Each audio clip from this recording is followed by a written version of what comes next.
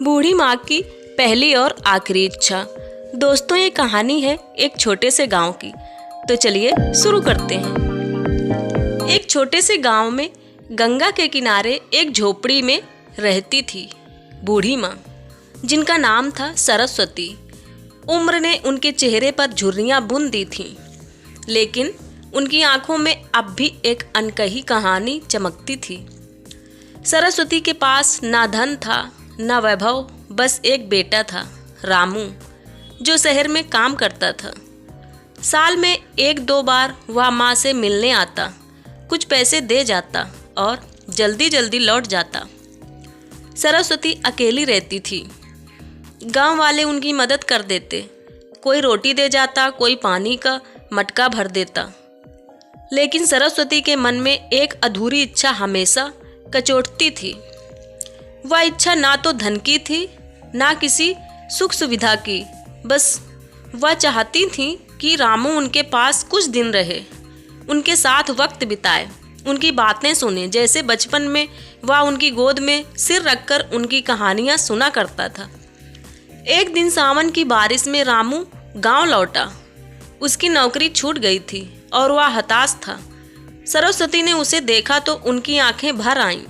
उन्होंने रामू को गले लगाया और कहा, बेटा तू आ गया, बस यही काफ़ी है। रामू चुप रहा, लेकिन मन ही मन उसे माँ की सादगी पर गुस्सा आया।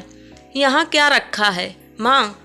ना घर ना पैसा ना कुछ, उसने झल्लाते हुए कहा। सरस्वती मुस्कुराई और बोली, बेटा मेरे पास तू है, ये गंगा का किनारा है और मेरे पास एक इच्छा है। रामू ने बेरुखी से पूछा, कैसी इच्छा? सरस्वती ने धीमे से कहा, मेरी पहली और आखिरी इच्छा है कि तू मेरे साथ गंगा के किनारे बैठे, मेरी बातें सुने और मेरे साथ हंसे जैसे पहले हंसता था, बस एक दिन। बेटा, रामू को माँ की बात सुनकर अजीब सा लगा। उसने सोचा, बस इतनी सी बात। उस दिन वह माँ के साथ गंगा के किनारे बैठा। सरस्वती ने पुरानी बातें शुरू की।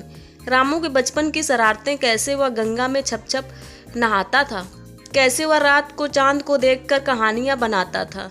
रामू पहले तो चुप रहा, लेकिन धीरे धीरे वह हंसने लगा। उसने माँ से कहा, माँ तुम कितनी बातें याद रखती हो।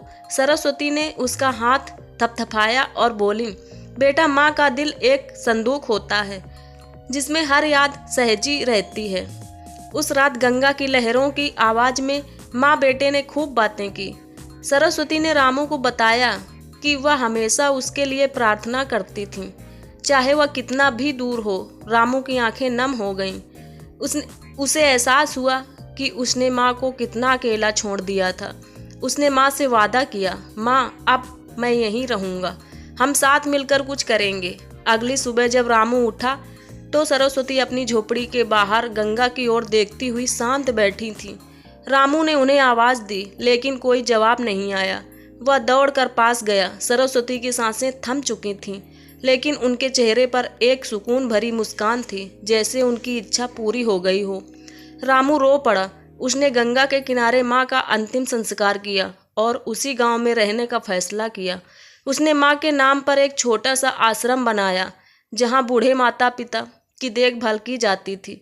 हर बार जब वह गंगा के किनारे बैठता, उसे माँ की वो आखिरी इच्छा याद आती, बस एक दिन का साथ, जो उसके लिए पूरी जिंदगी का सबक बन गया। तो दोस्तों, ये थी छोटी सी स्टोरी। तो हमें इस कहानी से यह सीख मिलती है कि माँ का प्यार अनमोल होता है और उनकी छोटी छोटी इच्छाएं ही उनकी सबसे बड़ी ख्वाहिश होती हैं। वक्त रहते उनके साथ वक्त बिताएं, क्योंकि एक दिन सिर्फ यादें रह जाएंगी। तो ऐसी ही हार्ट टचिंग और मोटिवेशनल स्टोरी सुनने के लिए सब्सक्राइब करें हमारे चैनल एपी स्टोरी को। तब तक के लिए थैंक